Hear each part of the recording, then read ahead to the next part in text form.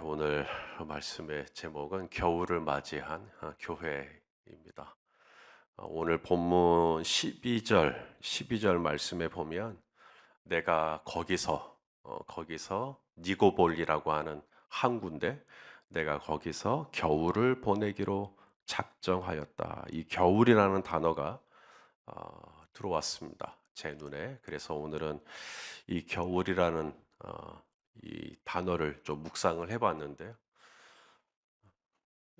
지금은 여름이죠. 지금은 여름이지만 겨울이 올까요? 올해는 겨울 올 예정이 없다는 얘기 혹시 들어보셨습니까?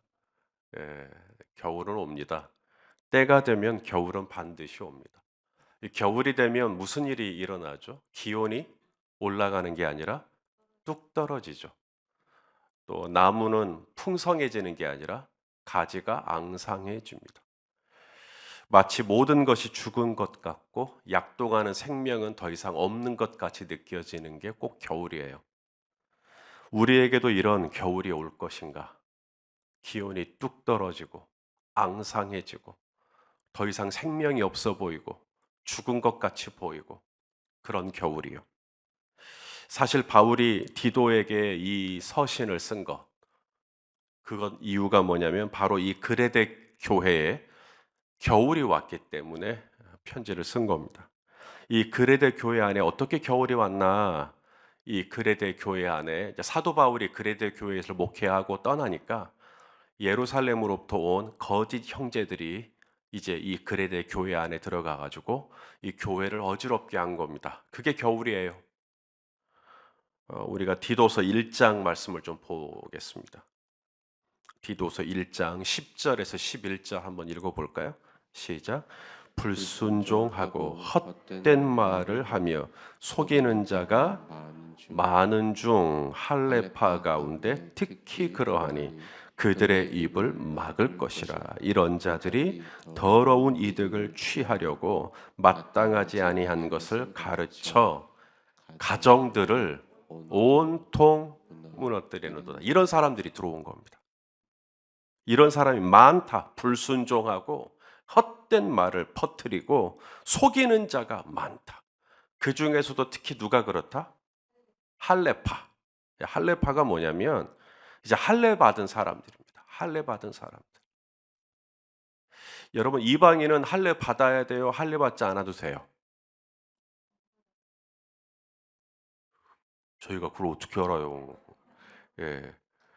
이방인은 할례 받지 않아도 됩니다. 유대인들은 태어나자마자 뭐 난지 7일 만에 8일 만에 이제 할례를 받으니까 그렇다 치더라도 이방인들은 할례를 받지 않아도 구원을 받을 수가 있다. 이게 최초의 교회 회의죠. 예루살렘 교회, 예루살렘 총회 회의의 결정이 이방인들은 할례 받지 않아도 된다. 그래도 구원받을 수 있다. 이게 최초의 교리 확정입니다. 우리 사도행전 15장 19절에서 20절 말씀을 읽겠습니다. 시작. 그러므로 내 의견에는 이방인 중에서 하나님께 돌아오는 자들을 괴롭게 하지 말고 다만 우상의 더러운 것은 먹지 말게 하자. 그 다음에 음행은 하지 말게 하자. 그 다음 목매어 죽인 것과 피를 멀리 하자라고 편지하는 것이 옳다. 요 세 가지만 주의하라고 하고 여기에 할례는 꼭 받아야 된다라고 하는 항목은 없습니다. 주후 50년 예수님 하늘로 승천하시고 제자들만 남고 사도들만 남고 최초의 예루살렘 교회 회의에서 내린 결정이 이방인들은 할례 받지 않아도 된다. 할례 받지 않아도 예수 그리스도를 믿는 믿음으로 구원받을 수 있다. 그런데 누가 들어온 겁니다. 어떤 사람들이. 그리고는 자꾸 이방인들에게 할례를 얘기하는 거예요. 할례는 아브라함 때부터 하나님이 구원을 받기로 구원을 주시기로 구원받은 백성, 내가 구원받은 하나님의 백성이다. 내가 택함 받은 하나님의 백성이다라는 것을 표식, 이 몸으로 표현하는 게 할례라. 그러니 당신이 진짜 구원받은 사람이라면 당신의 몸에 할례가 있어야 된다. 그래서 이방인들 중에 그 말을 듣는 사람들이 있었을까요, 없을까요? 있었겠죠. 할례파입니다. 그러므로 이 할례파란 굳이 하지 않아도 된다는데 기어이 한 사람들이거든요. 이분들은 열심히 있는 분들일까요? 열심히 없는 분들일까요? 질문이 어렵습니까? 이분들은 열심히 보통이 아닌 분들이죠. 안 해도 된다는데, 새벽기도 안 해도 된다는데 하시잖아요. 예? 묵상 안 해도 된다는데 막 묵상하고 막 그런 거 있잖아요. 열심히신 분들입니다. 그런데 이분들이 오히려 그레데 교회를 어지럽게 하고 공동체를 해롭게 했다라고 하는 겁니다. 이에 바울은 디도에게 강하게 말하죠. 그들의 입을 막을 것이라. 그들의 입을 교회는 입 때문에 망해요. 그들의 입을 막을 것이라. 이것이 그레데 교회에 찾아온 겨울이었습니다. 교회가 평화롭고, 교회가 화목하고, 교회가 서로 따뜻하고, 교회가 서로 친절하고, 교회가 서로 배려해주고, 그건 봄이에요, 봄. 가을이 온 거예요. 여름은 좀 다른 차원이고, 아무쪼록. 근데 겨울을 만나잖아요. 이 겨울이 왔다는 말은 이제 냉랭하다는 거예요, 서로. 서로 냉랭하고, 서로 봐도 아는 척도 안 하고, 그죠? 눈도 이렇게 봐야 되는데 이렇게 보고, 예. 이제 겨울이 온 거예요. 겨울이 분열하고 서로 싸우고 다투고, 이 교회가 분위기가 이상한 겁니다. 겨울이 온 거예요. 이런 겨울이 올 때 어떻게 해야 될까? 겨울은 반드시 오잖아요. 이 교회에도 겨울이 올 건데 준비를 잘해야, 동계 준비를 잘해야 돼요. 그것에 대해서 말씀합니다. 오늘 사도 바울이 디도서 편지를 마무리하면서, 디도서는 목회 서신이에요. 디도라고 하는 이 목회자에게 어떻게 이 편지를 마무리하면서 어떻게 겨울이 다가올 것을 준비해야 될 것인가. 자, 첫째가 이거예요. 분별인데, 교회가 힘써야 할 것은 힘쓰고 교회가 피해야 할 것은 피하면 겨울을 이길 수 있다. 요 얘기를 합니다. 그럼 교회가 힘써야 할 게 뭐고 피해야 할 것이 무엇인지를 보겠습니다. 자, 8절 말씀, 오늘 본문 우리 8절을 같이 읽을게요. 시작. 이 말이 밉보도다 원하건대 너는 이 여러 것에 대하여 굳세게 말하라. 이는 하나님을 믿는 자들로 하여금 조심하여 선한 일을 힘쓰게 하려 함이라. 이것은 아름다우며 사람들에게 유익하니라. 자, 첫 번째로 권면합니다. 이 겨울이 다가오는 교회를 준비하기 위해서 첫째가 뭐냐면, 이 여러 것에 대해서, 이 여러 것은 뭘까요? 지금까지 디도서 1장부터 3장까지 얘기했던 모든 내용들을 말하는 겁니다.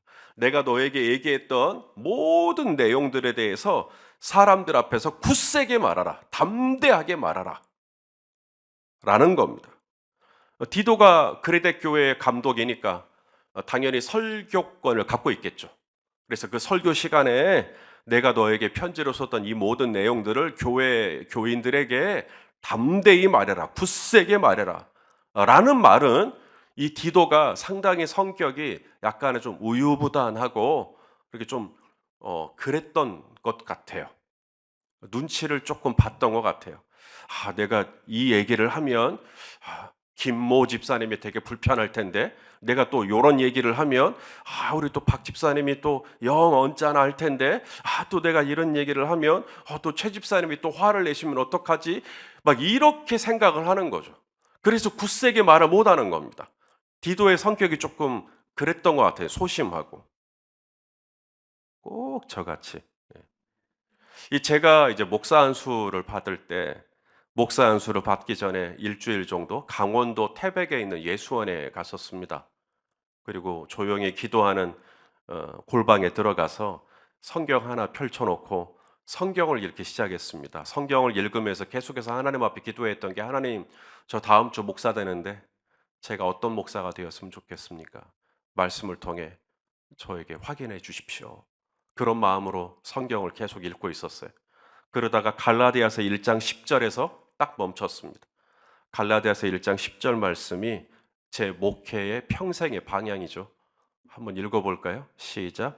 이제 내가 사람들에게 좋게 하랴, 하나님께 좋게 하랴, 사람들에게 기쁨을 구하랴, 내가 지금까지 사람들의 기쁨을 구하였다면 그리스도의 종이 아니니라. 이 참된 그리스도의 종은 누구라는 거죠? 사람 눈치 봐요? 하나님 눈치 봐요? 예, 하나님 눈치 봐요. 사람의 비유를 맞추기 위해 할 말도 못하는 사람이 아닙니다. 오직 하나님이 주신 말씀이라면 하나님만 바라보고 굳세게 담대하게 전하는 사람이 참된 그리스도의 종이라고 성경은 말씀합니다. 오늘 바울도 디도에게 똑같은 얘기를 하고 있는 거예요. 내가 너에게 했던 이 여러 것들, 내가 그동안 말했던 것들, 디도서 1장부터 지금까지 쭉 얘기했던 것들 굳세게 말해라. 그래야 교회가 겨울을 난다. 이거 계속 눈치 보고 쩔쩔매고 안절부절하고 이럴까 저럴까 전전긍긍하면 너희 교회 더 어려워진다. 굳세게 말해라. 진리는 진리대로 굳세게 말해라. 힘껏 말해라. 그러면 겨울 날 수 있다. 자, 그런데 또 하나. 그럼 말만 하면 안 돼요. 설교는 말이지만 말만 하면 안 됩니다. 동시에 힘써야 될 게 뭐냐면 이는 하나님을 믿는 자들로 하여금 조심하여 선한 일을 힘쓰게 하려 함이라. 말만 하는 게 아니라 이 모든 것을 굳세게 말해라 말하는 게 아니라 선한 일을 또 행하는 겁니다. 삶 속에서 선한 행실로 설교의 내용이 구현되게 하는 거죠. 그러므로 설교 중에 우리 성도님들의 삶을 전혀 터치하지 않는 설교는 무익한 설교입니다. 설교를 듣기는 들었는데 그 설교가 아무런 내 삶에 영향을 미치지 못한다면 그 설교는 울리는 꽹과리와 같아요. 너희로 하여금 그리스도 예수 안에서 선한 일을 행할 수 있는 설교. 정말로 그 설교를 받고 나면 내가 남편과의 관계에서 이렇게 해야 되겠네. 내가 우리 자녀와의 관계에서 이렇게 해야 되겠네. 내가 이번 주에는 장사를 할 때 이렇게 해야 되겠네. 내가 고객을 만날 때는 이렇게 해야 되겠네. 내가 저 말씀을 받았는데 저 말씀 받은 대로 내 주변에 있는 사람들하고 이렇게 관계를 했었네. 내 삶을 터치해주지 못하는 설교는 아무런 유익이 되지 않습니다. 그래서 오늘 디도는 그레데 교회 성도들에게 설교를 할 때 굳세게 설교할 것이며 그 설교는 반드시 성도들의 삶에 영향을 미쳐야 된다. 그래야 겨울을 날 수가 있다. 그래야 겨울을 날 수가 있다. 자, 이것이 힘써야 될 거예요. 힘써야 될 것은 하나님의 말씀을 담대히 전하는 것과 그 말씀이 성도들의 삶에 구체적으로 영향을 미치도록 하는 것. 그래서 성도님들이 정말 선한 행실을 살아낼 수 있도록 도와주는 것. 이것이 우리가 힘써야 될 것이며 두 번째 이제 피해야 될 것이 있다 그랬죠. 피해야 될 것. 그 다음 절입니다. 9절 말씀을 또 읽어보겠습니다. 시작. 그러나 어리석은 변론과 족보 이야기와 분쟁과 율법에 대한 다툼은 피하라. 이것은 무익한 것이요 헛된 것이니라. 족보 가지고 싸웠대요. 족보. 여러분은 어떠세요? 우리 조정희 집사님은 조시죠. 본관이 어디죠? 예. 그런 거하고 싸웠대요. 뭐 그런 거 있잖아. 누구 무슨 파, 몇 대 손 이런 거 목숨 거시는 분들이 있죠. 같은 성씨면 당신은 어떻게 되십니까? 그래서 막 그분이 거의 할아버지 뻘 되는데 제 조카 되시는군요. 여러분 유대인들도 마찬가지였어요. 유대인들은 12지파가 있잖아요. 나는 루벤 지파, 나는 시므온 지파, 나는 레위 지파, 나는 유다 지파. 그렇죠? 또 레위 지파 안에서도 또 뭐가 달라져요? 나는 게르손 지파, 나는 게르손 계열의 레위 지파. 게르손 계열의 이 레위 지파가 바로 이 모세. 아론도 게르손이고요. 또 레위에게는 이 고핫이라고 하는 또 아들이 있었는데 고핫 출신의 레위 지파가 바로 모세와 아론을 반역했던 고라입니다. 고라. 나도 레위고 당신도 레위인데 왜 당신만 제사장 하냐? 나도 제사장 하자. 그게 고라의 반역 아닙니까? 이런 것에 굉장히 예민해요, 유대인들은. 그래서 마태복음을 시작할 때 처음 뭐부터 시작하죠? 예, 족보부터 시작하잖아요. 이 유대인들은 이 족보에 굉장히 예민합니다. 누가복음에서도 족보가 한 번 더 나오죠. 이처럼 유대인들은 굉장히 이 족보에 예민합니다. 나는 다윗 계열의, 나는 유다 지파야. 그럼 또 한쪽은 그래요. 나는 이스라엘 역사의 초대 왕이었던 사울 계열의 베냐민 지파야. 나는 왕족이야. 나는 로얄 패밀리야. 에이, 웃기지만 유다가 왕이지. 아니지, 베냐민이 왕이지. 이런 거 갖고 싸우는 겁니다.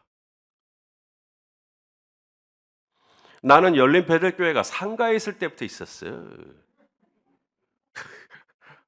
예, 뭐 그런 분 없지만 아무쪼록 이 그레데 교회 안에 이런 걸 가지고 자꾸 어떤 사람들을 부추기는 사람들이 있었다는 이야기입니다.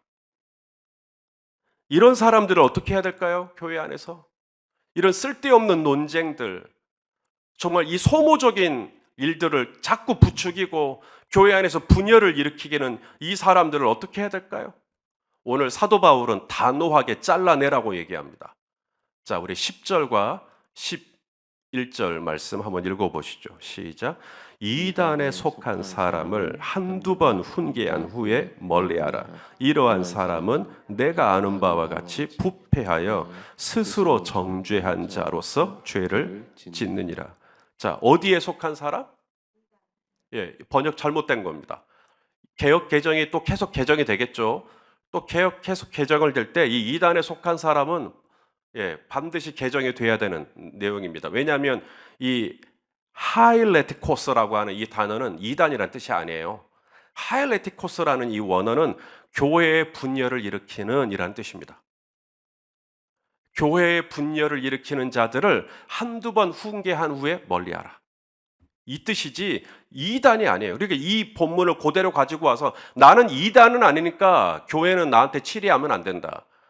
당신은 이단은 아니지만 당신은 교회 안에 분열을 일으켰으면 교회는 얼마든지 당신을 치리할 수가 있는 겁니다.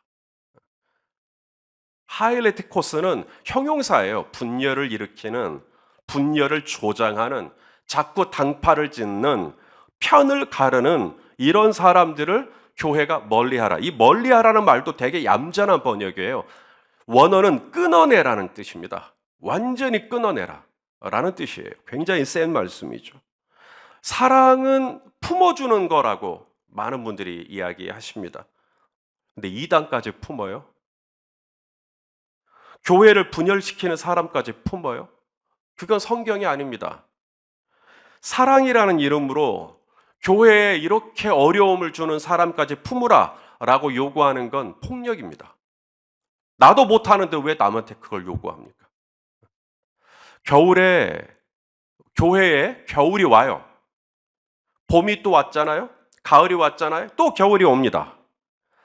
반드시 겨울은 올 건데 그때 그 혹독한 겨울 속에서 교회가 공동체가 유지되기 위해서는 어떻게 해야 될 거냐라고 하는 굉장히 중요한 문제를 지금 말씀하고 있는 겁니다. 그랬을 때 첫 번째가 뭐냐면 진리를 담대하게 전하는 겁니다. 무엇이 하나님의 말씀인지를 강대상에서 담대하게 전하는 거죠. 그런데 그 말씀이 그냥 말만 하면 안 되고 성도들의 삶을 구체적으로 터치할 수 있는 말씀이어야 한다. 그래서 성도님들이 그 말씀을 받고 어떻게 나의 삶의 자리에서 하나님이 나를 부르신 삶의 자리에서 내가 어떻게 선한 일을 하는 크리스찬으로 살아갈 것인가를 진지하게 고민하게 또 도와주는 그런 말씀을 전해야 한다. 그리고 또 하나, 교회를 어지럽게 하고 교회에 자꾸 분열을 일으키고 교회에 자꾸 덕을 해치고 이런 분들이 있다면 교회는 단호하게 그들을 멀리할 필요가 있다. 그렇게 하지 않으면 교회는 계속 더 어려워진다. 교회는 계속 또 시험에 든다 라고 말씀하고 있는 겁니다. 사랑하시는 성도 여러분, 원래 그 혼나는 것은 일찍 온 학생들이 혼나고 진짜 혼나야 될 지각한 학생은 혼 안 나요. 오늘 이 새벽 말씀은 전혀 들을 필요가 없는 분들이 꼭 이 말씀을 또 들으실 겁니다. 사랑하시는 성도 여러분, 오늘 주신 말씀 우리 잘 새겨서 교회를 어지럽게 하는 자가 아니라 오히려 교회에 덕을 끼치고 교회의 화목을 도모하는 자로, 화평케 하는 자가 하나님의 자녀라 일컬음을 얻는다 하셨으니 우리 모두가 다 신실한 하나님의 자녀로 세워지는 은혜가 있기를 예수님의 이름으로 축원합니다. 기도하시겠습니다. 존귀하신 하나님, 이 그레데 교회 안에 찾아온 이 겨울이 열린 베델교회라고 예외일 수는 없음을 압니다.